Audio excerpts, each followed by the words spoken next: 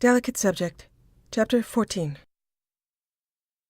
She apparently had been very, very tired. She had slept for 14 hours. Garrus was gone. Thane remained at her side. He was released from the medbay, recuperated fully. He had transformed from regret and melancholy to focus and determination, from fatalistic acceptance to an instrument of his own will, unified body and spirit. She curled into his side, his arm around her shoulders. She pressed her lips to his chest, both still fully clothed. I hope you got some sleep. I did. I also enjoy watching you sleep. She stretched a bit.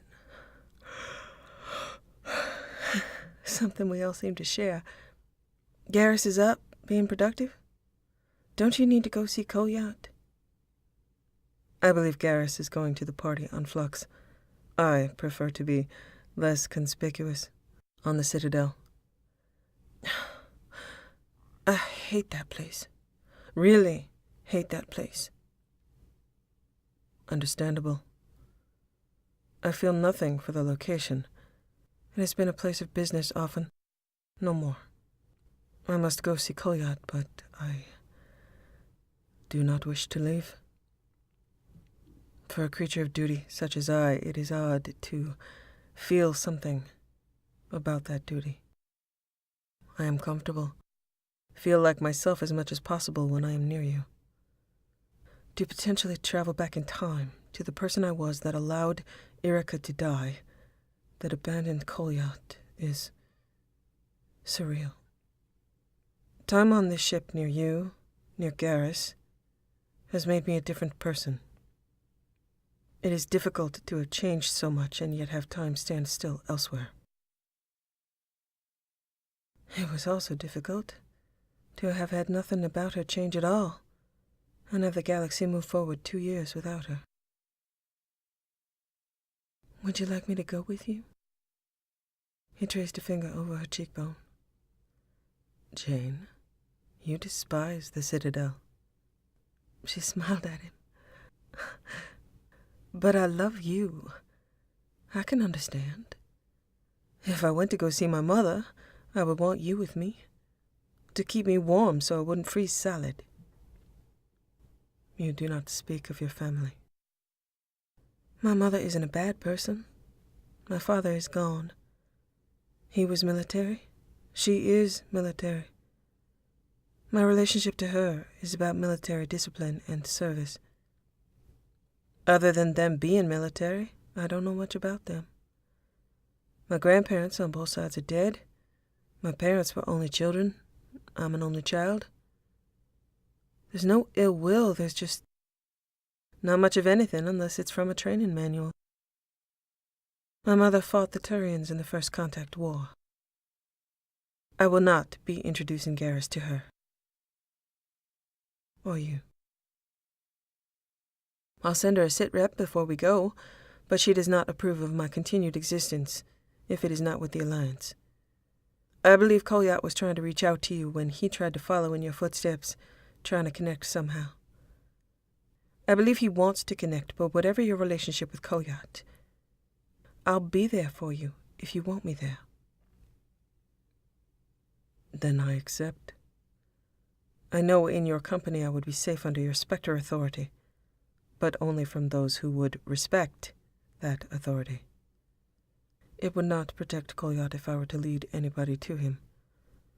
I have arranged with Kolyat to meet for a meal at my apartment.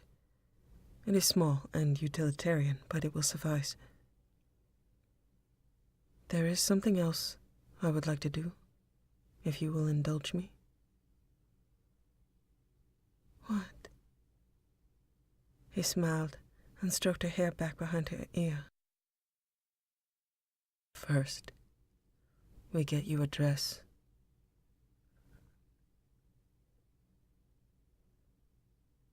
The dress was red, matching one of the bands of color on their wrists, jewelry in garnet and ebony, shoes of midnight. All slink and cling, one shoulder covered, one sleeved arm down to a deep point over her hand, a 45-degree neckline echoed by an asymmetrical hem. Thane's clothes brought out the yellow in his skin subtly, echoing the bands of color on their wrists. It appeared that flaunting it was going to be the theme. Party clothes, not necessarily have dinner with your lover's son clothes.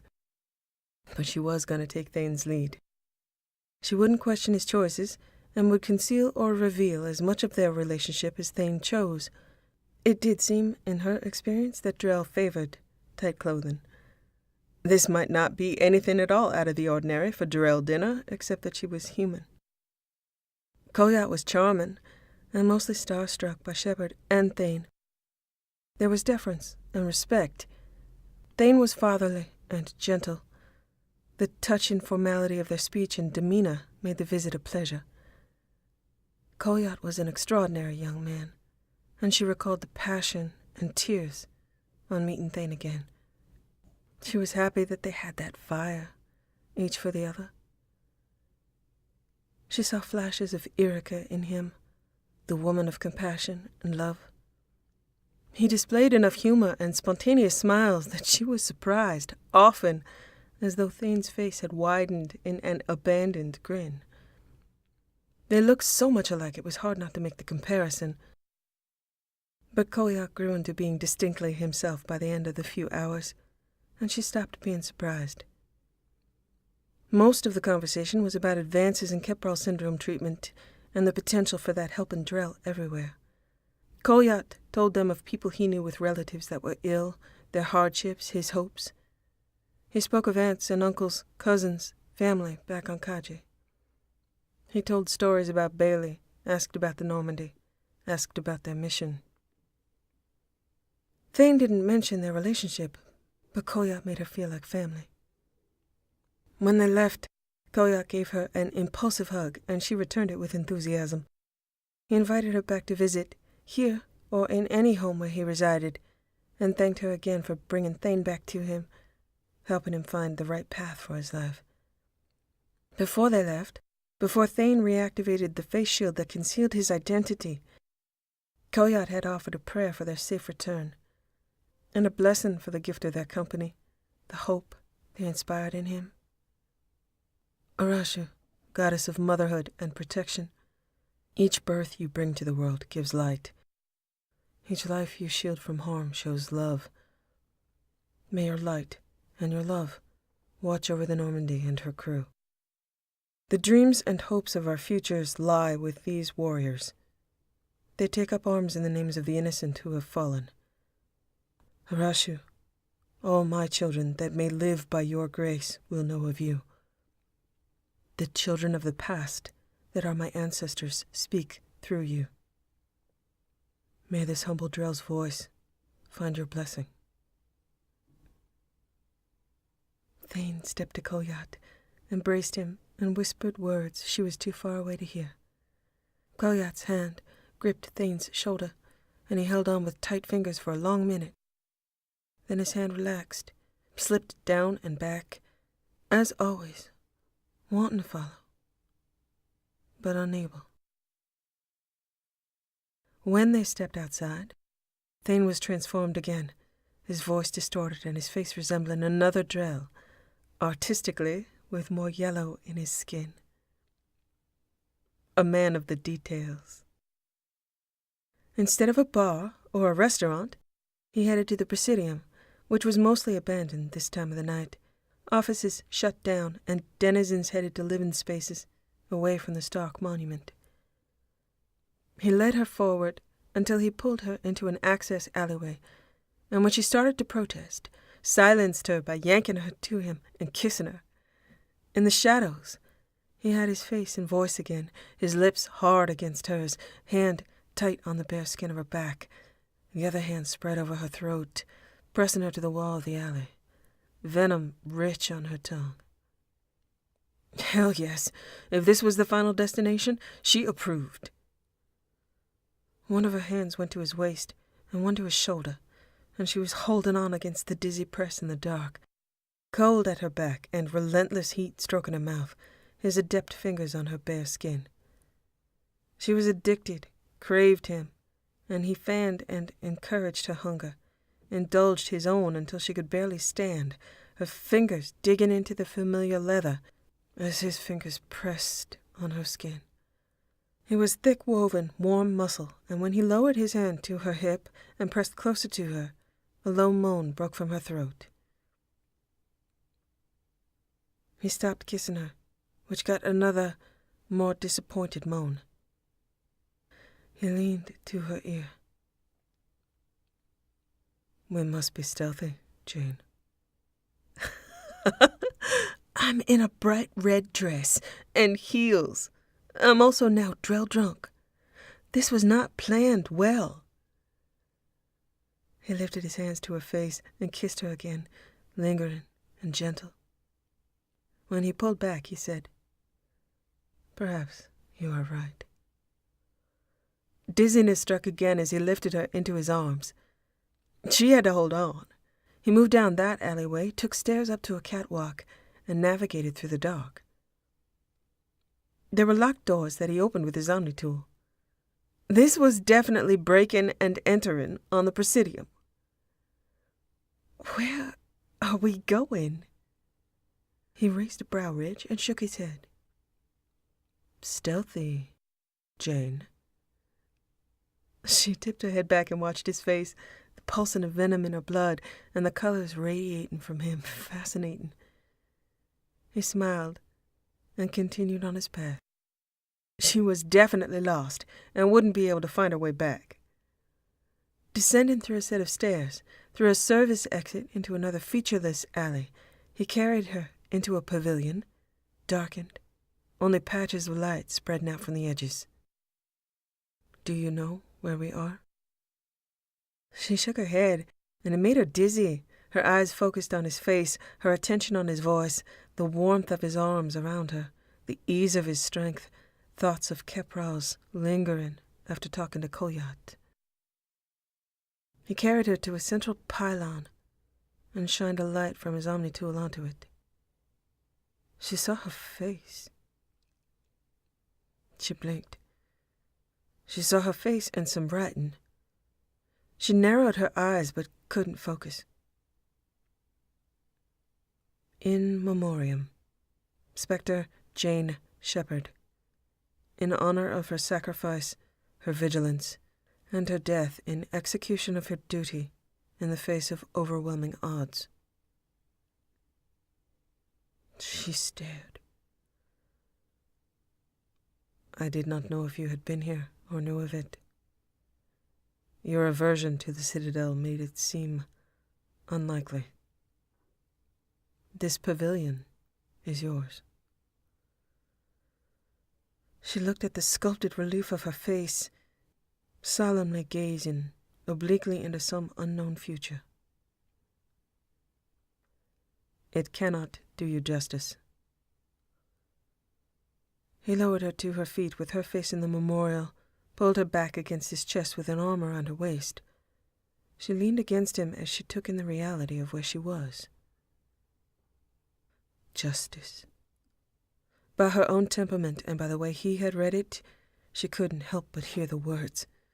Ironically, that this had been placed here by the council to pay lip service. She breathed and looked at it again, shifting colors and surreal thoughts.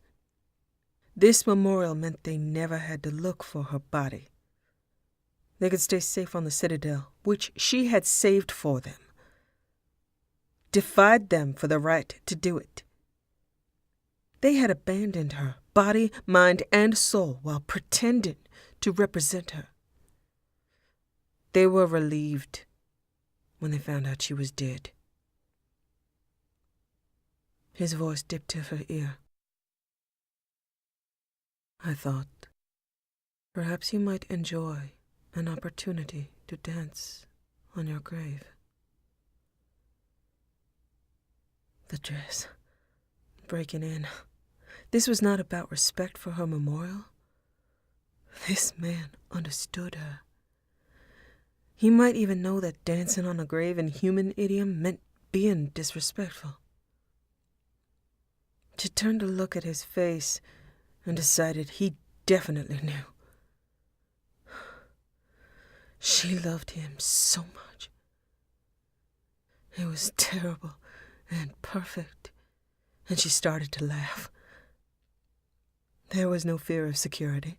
Nobody was going to shoo Commander Shepard out of her own memorial, even, or especially, for dancing. She looked up at him, venom making him shine. Sir Krios, I would love to dance. She was dizzy and drunk still, and it didn't matter at all. There was no music, and they needed none. She had learned how to follow, and he led. He started slowly, and she didn't know the steps. There might have been drill, but she suspected it was just Thane, his steps. All she needed to do was follow his body and his hands, look in his eyes, expressive of what brought them there, defiance and his intimate knowledge of her darker thoughts, her concealed resentments. His hands shifted his grip on her, backing her up, pulling her forward, spins and lifts. It reminded her of the Paso Doble. He was the matador, and she his cape, and he spun her, flourished her, drew her back. Her heart was pounding, and she was breathless, her feet hardly touching the ground before she was swept off them again, losing contact with his eyes, but never his body. It was as selfish and private of a dance as her dance with Garrus had been given and public. She loved every moment.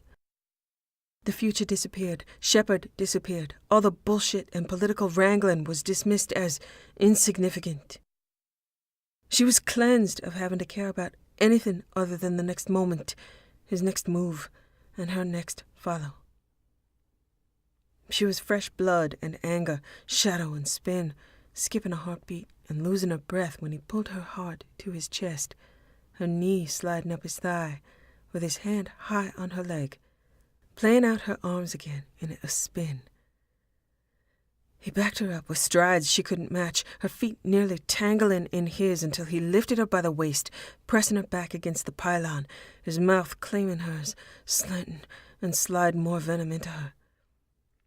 There was harsh breath and hard hands, barely enough room for his hand to free his cock before sliding his hands up her thighs, raising her dress, nothing underneath, his taste in clothing.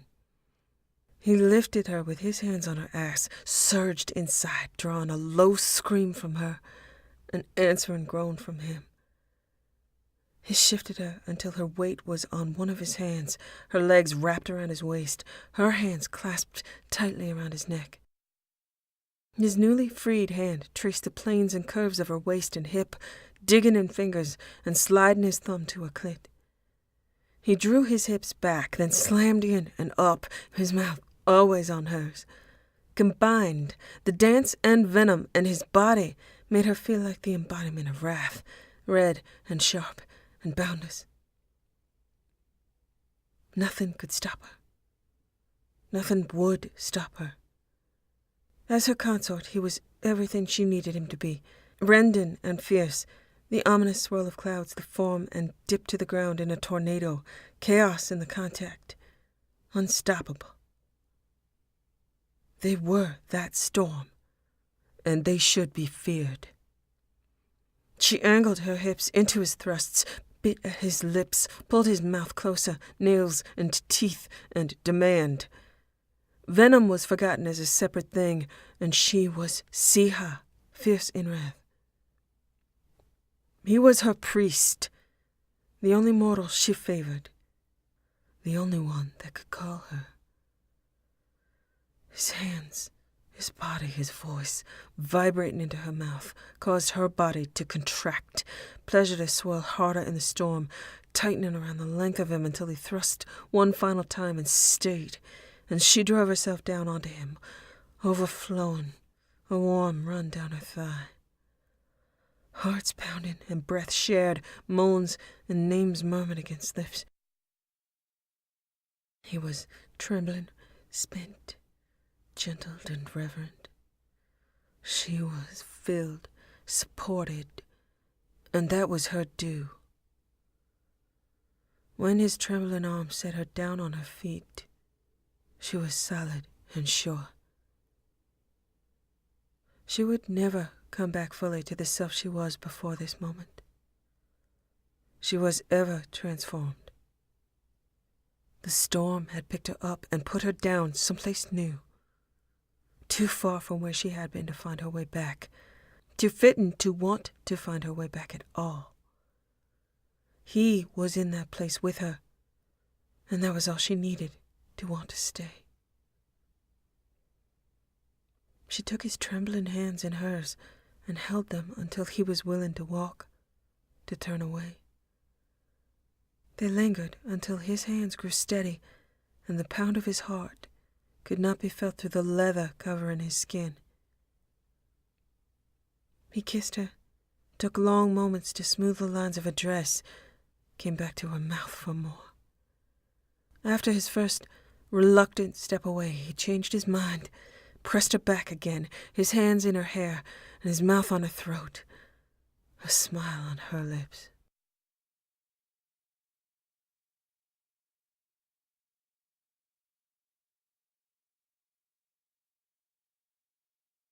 When they got to her cabin, Garrus was in the bed, obviously and purposely in the middle.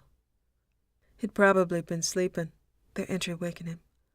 He sat up slowly, tilted his head, looked at them. "I believed you when you said you hated the Citadel. I can't believe I fell for that." Her lips pressed together, but she was not going to tell him where they had been. Memorials and her death were not teasing material for Garrus. Kolyat wished to have a meal together. Shepard was kind enough to go despite her aversion to the location. Garrus raised a brow plate. "Oh, sure.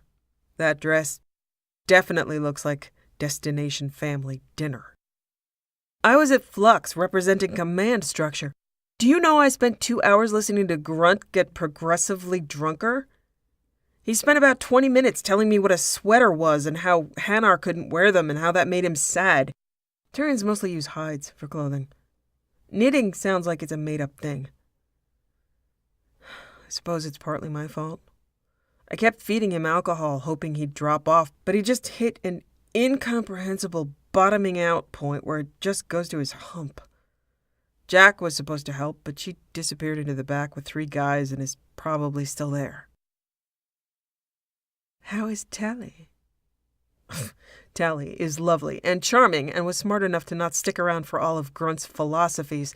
Don't change the subject." "Spirits, you smell like the best part of sin and sex." That was a pretty good description of how she felt. She moved over to the side of the bed, fingers teasing at the upper edge of her angled hem. "I apologize. What was the subject?" She saw his pupils dilate, nostrils flare. She lifted her leg and planted her heel on the bed, inner thigh exposed. When he reached out his hand, she brought his wrist to her mouth, bit down very hard with a twist until he was bleeding. She smeared the blood on the inside of her thigh and let him go. His eyes were now rims of blue surrounding black. Turian sensitivity to arousal shone more clearly than in her eyes or in Thane's. He moved forward, his eyes locked to hers and his face intent, bracing one hand on the edge of the bed, licking along the inside of her thigh, his other hand stroking a line with the tip of his talon, starting at her feet and up along her leg, then holding her thigh to his mouth as he bit down, wetness and warmth on her skin. Her fingers stroked along the hide at the side of his throat, behind his fringe, alternating nails in the pads of her fingers. Garrus's hand reached her hip, spread over her ass, and pulled her closer to his mouth, teasing with the edge of his tongue, growls from him and moans from her. Thane had removed his clothes, came to stand behind her, slid his hand, slick with his own blood, between her body and Garrus's mouth, to let him taste along with venom, Garrus's tongue wrapping around Thane's fingertips, Thane's knuckles brushing against her, Thane's mouth at her throat, his other hand on her breast, reverie rushing in and venom renewing. Thane kept his hand there until she came, so very fast and hard, with his teeth at her shoulder. He moved his hand and shifted her support so she wouldn't fall, Garrus's hands keeping her upright, his tongue sliding inside, one of her hands on his shoulder, the other dug into the skin under his fringe. Thane stepped around to behind Garrus, kneeling on the bed, sliding hands along Garrus's cock, Thane's expression reflecting reverie now, that blurry bliss loosening the focus on his face when his eyes met hers. She closed her eyes, against Garrus moving his tongue to touch lightly at her clit, his finger inside and twisting. She knew the sounds they made, wanted to hear them all. Time flowed with her eyes closed, and she imagined the way Thane touched Garrus, Garrus's voice moving from growls to snarls and gasps, his body rocking into hers from the movement of Thane's hands on his cock, from Thane's thrusts. She opened her eyes when the idea of seeing Garrus's back, muscle and plate moving, struck her, and she bent forward enough to slide her hands over his shoulders, down his back, one of Thane's hands meeting hers, on top of hers as she traced lines of hide between undulating plates. Closing her eyes again, she was caught by a long ascent into pleasure that rolled through her mental state and physical body, and the overwhelming influences of reverie and Tyramid joining like familiar incense, the trappings of Siha and Karim altars and prayers. Garrus lifted her with an arm around her thighs and one around her waist, sat up, and her hands moved to his shoulders to brace herself as he lowered her inch by slow inch, tearing at the dress with teeth and talon to expose skin. She grabbed at shredded edges and pulled the fabric off. Thane pulled at the long sleeve for her, capturing her hand when the fabric was discarded, sucking her finger into his mouth. Thane's other hand helped guide Garrus into her, a long, delicious descent, with drag over sharp plates, then his teeth on her breasts, and then Garrus's mouth moving to hers, as hers moved to his. Perfect moment followed perfect moment in the continuum, with her free arm moving to graze the hide at Garrus's neck, slide along there, then to the back of Thane's head, fingers on the joining lines of textured skin. Bliss and belonging. Nothing would stop them. She would never allow it.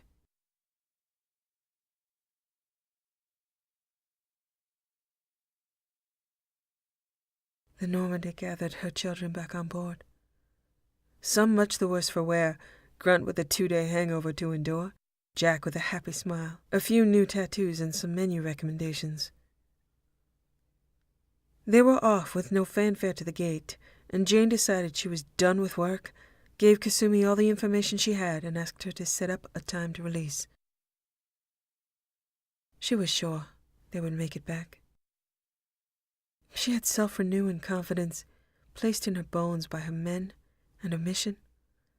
Whatever doubts had crept in from the failure of death, missed time, and amplified danger was supplanted and replaced by a ground cover of living, breathing faith. Faith in her ship, faith in Edie, faith in her crew.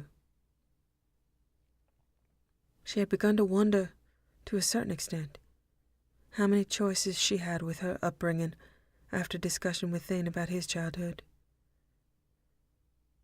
She never questioned that this was what she was meant to do. She'd never give it up to attempt something else, and there was a hard, impenetrable barrier between her and that idea. She decided to spend no energy on doubt, only on planning for contingencies. It was not an excuse to be careless, only a way to focus all of her energy on chosen goals. She walked easier. Her thoughts weighed on her less, as though she had been cured of her own emotional caprals, strength from the bones out, in her blood, invigorating and renewed with each breath. She sat down and talked to Legion for a good long while. He opened up a bit after the mission, apologized and said he had also apologized to Garrus for putting them in danger and not anticipating the problem. He explained haltingly that he had never had to be concerned for living creatures, and it was not part of his processing, but he had researched it exhaustively since, and he would always consider it as part of his calculations in the future. He admitted that he had considered taking information from Tally, that he needed to know what the Quarians planned for his people, but that he had learned some respect for what creatures other than Geth required. He was accustomed to sharing data, but had not calculated the cost. Trust was a new concept for him. He thanked her for reactivating him. Legion, I didn't give the order to deactivate you. Garrus did that to avoid doing more harm to you in the moment. If you were helpless, he would not wish to shoot you as much. He eliminated the possibility of escalating a conflict he felt strongly about. My concerns put you and your crew in danger. She nodded. And we accepted those risks. Well, I did, and Garrus attempted to mitigate them. In the future, don't provide avoidable circumstances that might get me killed. With better planning and more comprehension about organics, it shouldn't happen at all. I am convinced it was not malice. There is gratitude that you are in command. Despite his questionable use of pronouns, he did not mean it from only himself or his consensus. She thought it was a touching way to put it. And I planned to live up to it. The mystery of her armor on his shoulder was never explained, but the way that he avoided the subject made her think of the light projected on her wrist. To try to explain it to anybody, words would not do it justice. It itself didn't do justice to the concept it represented. She chose to believe that he wasn't wearing it as a trophy, but out of hope, dedication to his mission. She could appreciate that. Maybe she should introduce him to Conrad Werner. No, Legion didn't deserve that. Legion, I am proud to have you as part of my crew. Whatever it is that you are looking for, whatever it is that you need for your people, if it leads to the end of the Reapers, we have common cause. After this mission, I plan on continuing to fight them, and you will be welcome here, always. You can, if you like. You can have your own berth. What would that entail? A room? A door? A lock on that door? A place to call your own, not stuck back here like we don't have room for you or don't care where you are. At the moment, there are quite a few empty rooms, and if you wish, you could choose one. He paused for long moments, and she wondered if he was accessing courtesy and symbol protocols. It's so you have a home, Legion. A place to call your own. Whatever you do here, you could do there, but without the sounds of the medbay. Dr. Shakwas is kind. She answers questions. She asks if I am well. And you could invite her to visit you in your new berth. The plates on his head moved as he considered. If you received an invitation, would you visit? She nodded. I would be honored. I would be honored. That was a yes. So she got a list from Edie and got him a room. She had no idea if the gesture had been received by him as she had intended, but it made her feel better. When she was about to leave, he said, You have received an invitation, Shepard Commander. She sat with him for a long while, and he seemed to relax, spoke with less awkwardness, less hesitancy, and she felt she'd done the right thing. She promised to be back. She spoke to every member of her crew on the way to the gate. Some, like Jacob, brief and businesslike. The biggest surprise was Zaid, who pulled out a bottle and they talked for 4 hours, with her mostly listening. She'd begun to think that the majority of his stories were straight bullshit. But she learned that there was always a core of real, discernible by his face and voice if she watched closely enough. Pure peels into bullshit were still there and appreciated, but she was beginning to be able to tell the difference. She left needing a nap, but she checked up on Grunt for the 5th time. He threw something at her, which meant he was fine. She hadn't gotten the hang of motion detectors. She never did actually ask Garrus to hook her up with them in the main cabin or his own room, and she walked in on Thane having apparently shoved Garrus up against the fish tank. They were pretty. You guys are so pretty. Keep going. Zaid got me drunk. Thane's eyes turned to her, and he looked rapacious. Garrus's head was turned to the side, looked like he was trying to catch his breath, blurred and probably unable to tell she'd entered the room at all. She considered how commonplace that state had become, how she did not wonder what Thane had been saying because she knew exactly how Garrus felt and did not have to imagine it. Maybe not exactly. Garrus was far more prone. Thane teased, but he did nothing to violate trust. Comments about glitter aside, they'd all slowly gotten used to the idea that everyone here had power over the others. Vulnerability so deep it was frightening and painful in its potential, if not practice. Thane had an aversion to using words, not trusting to the accuracy of translators, and too concerned about taking advantage. But they'd both asked him to risk it. They loved his voice, and were both willing to pay the price if their brains took it the wrong way. He had obliged, and occasionally it did go wrong, but they always managed, with goodwill and understanding, to get it back on track. Thane reached up to Garrus's fringe and turned his head so she was in his field of vision. Garrus's eyes focused on her.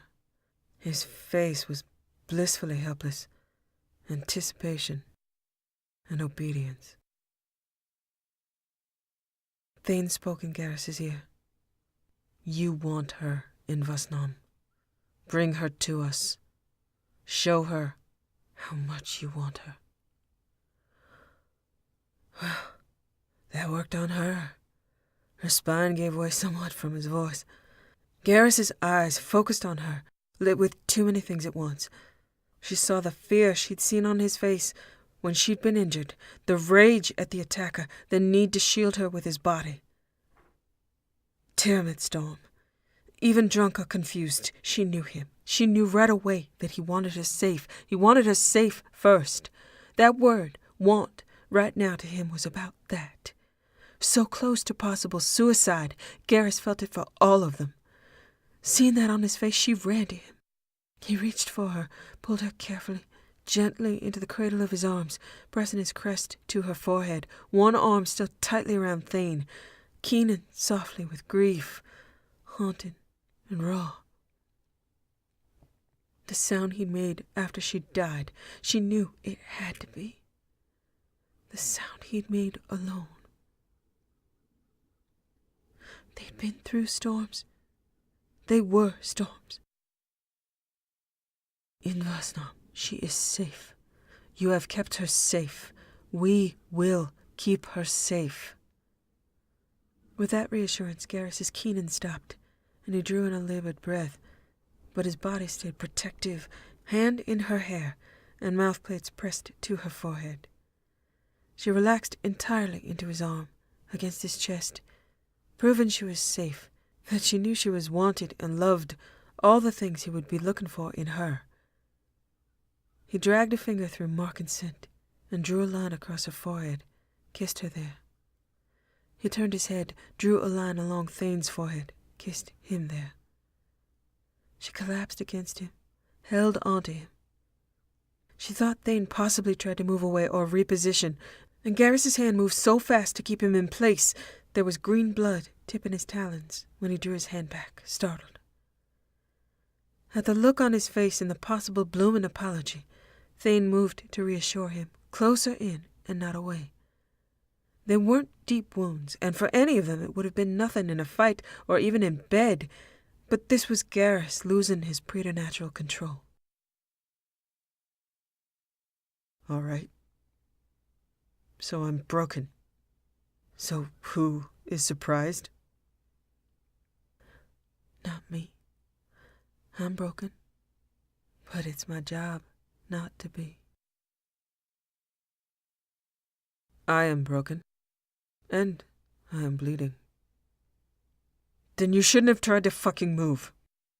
That was stupid. I'm not apologizing. Bleeding is not an unwanted thing with you in Vasnon. I apologize for ill-chosen words. I don't think they were ill-chosen. I'm happy with being loved more than I'm wanted.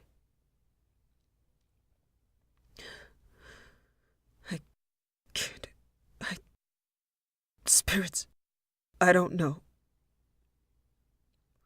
Raw and inchoate emotion poured from him. Garrus had lost her once, and he knew exactly what he would be in for, only amplified with time and intimacy. It was something known and recognized by them, a landmark and a deep pulling vortex that was as real as the oasis they often were to each other. Fear of loss in people for whom denial of fear was a necessary tool of their trade, reflexive and often total. That didn't stop the fear, but it kept fear from changing the choices they had to make. He couldn't go without letting it be known that he cared. He didn't just want. It wasn't just bodies. It wasn't just a job. And he didn't have words. He wanted them, but he loved them so much it hurt. She could hear his voice in her head, see his face, all the times he'd said it, all the times he'd felt it. She knew. He didn't have to say it again. They were all at the moment in their lives when they had the most to lose and faced the greatest threat of loss. She was sure she hadn't experienced real love before, the kind that her survival depended upon, the kind she'd begun to lean on and be helpless and humble in its presence, which was always with these men.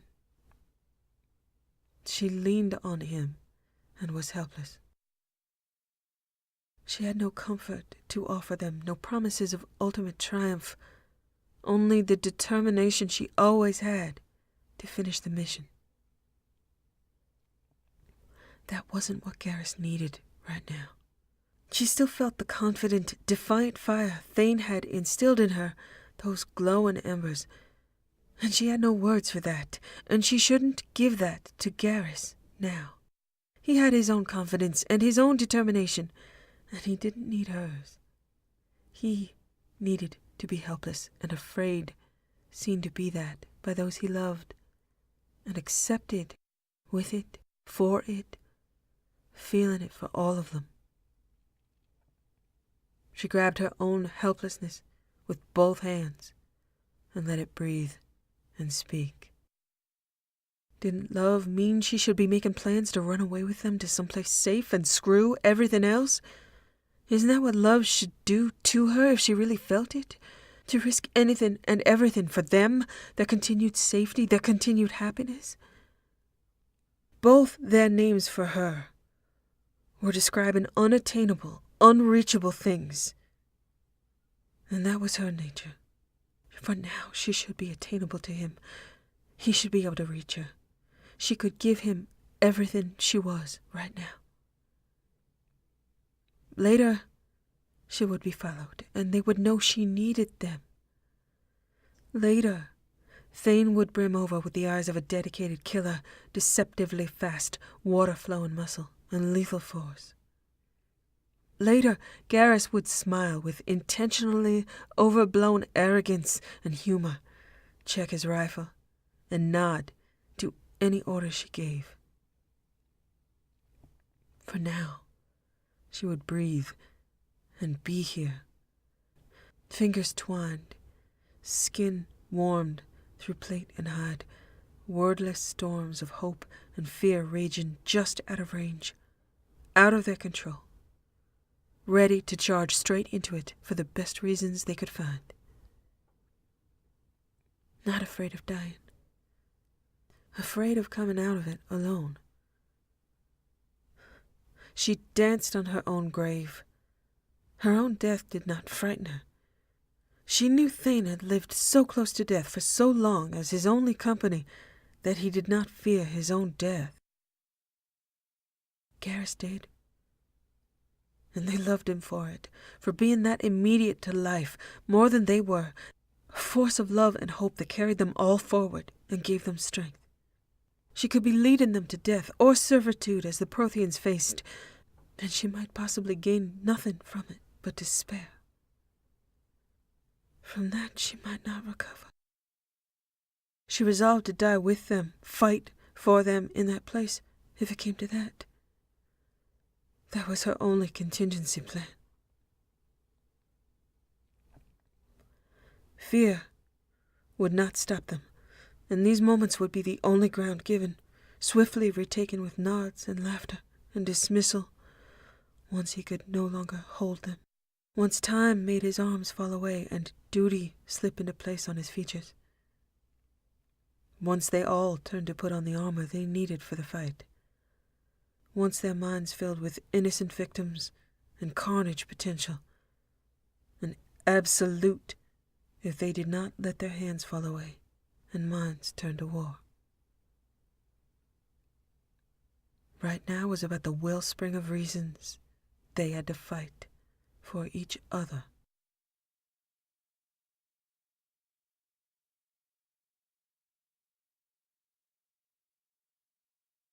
It was near time to go, half an hour before she needed to rally everyone. She was on Garrus's lap, backward. They'd all showered, and she'd had to, in particular, apply a bit of metagel.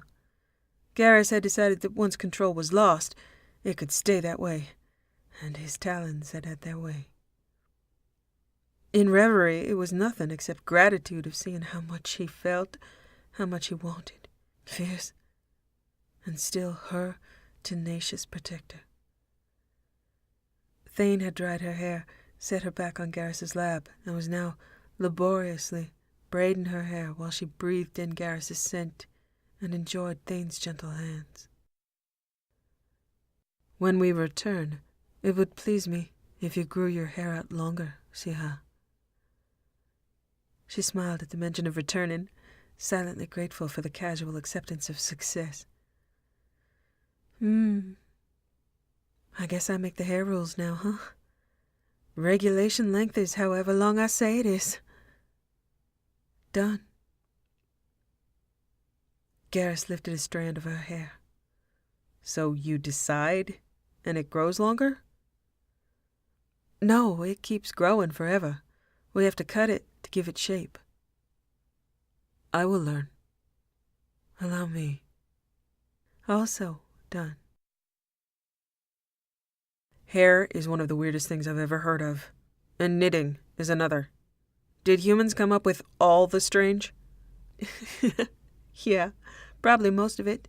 Vorcha handle the rest of it. Garrus laughed until the movement jostled her head, and then his laughter abruptly stopped. Thane had likely given him a look, made her smile. Garrus's hand rested on her back, and they quietly waited for Thane to finish. Thane stood, put one of his hands lightly on Jane's head and one on Garrus's. "Amonkira, Lord of Hunters, look upon us. Grant that our hands be steady, our aim be true, and our feet swift. You have ever granted the balance of the hunter and the hunted, and we now face extermination. Look upon us, Amonkira. Cast your blessing upon my brothers and sisters, my family. Grant that your hand be steady, your aim be true, and your feet swift. We must all fight those who hunt us." There was a moment of silence, and then Garrus said, "Spirits, we take up the blade to guard the clan, to honor those who came before us, those who took up the blade so we might live free. You are the breath of our hope and the light of our night fires that keeps back the dark. We fight with you, we fight for you. Come breathe with us. Come light our path. Come keep our children free. Quicken their breath and brighten their eyes for when they must take up the blade to guard the clan and the land where their ancestors rest." There was an expectant silence, and she realized she had no ancestral prayer. "Well, maybe." So she said, "Hua." She almost laughed into the silence, and Garrus said tentatively, "Remember that part where I said the humans got the majority of the weird?" "All right. I probably can't translate. It loosely means anything and everything but no. And I've always heard an undertone of fuck yeah and we're better than you and we know it, but that's all in the inflection." "Okay. A prayer. This isn't from my people. Hua is from my people, but this is from me." She shifted her leg so her bare foot was on the deck. "To the Normandy, who has kept us safe from the cold, sheltered us and cradled us in her, who we gird in lightning and thunder, shield and fire. See us through to the end. See us back to the beginning. You are the lady that holds our breath. You cast our light and allow us to hear each other's voices. These beautiful voices from the worlds I would never have known without you. See us through."